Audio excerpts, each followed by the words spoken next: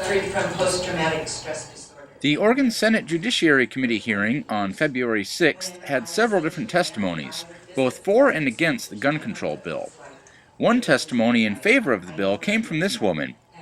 "I don't doubt her sincerity. I think she means well. But as is the case with most laws and regulations, there are unintended consequences." I'm just representing my heart from what I've experienced. My veterans who were, when they told me they were suicidal, I said, "Will you give your gun to a friend?" To a one, they said, "Yes, thank you, I will feel safer." When my veterans told me they feared because they were hoping they hurt their family members, I said, "Will you give up your weapons until you feel safe?" They said yes. None of them said no.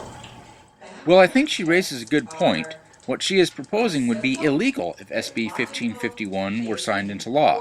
To hand over the gun to a friend or psychologist, the recipient would have to go through the background check process. Now, what if the person suffering from PTSD is having a breakdown at 10 at night?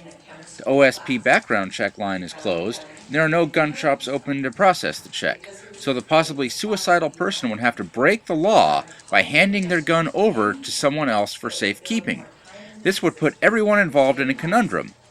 Let's say they choose to ignore the law and let common sense prevail. Now, what happens a few weeks later when the person is feeling better? Are they going to self-administer their own background check to get their own gun back again? Or will they criminalize themselves and their friends by just making the handoff without anyone knowing? The unintended consequences of this bill would wreak havoc on such people in these circumstances. So rather than pass a new law, I would propose that people voluntarily hand their firearm over to a friend or family member if they are feeling suicidal. As the lady said, people she's worked with have done this with no problem. That would be the solution.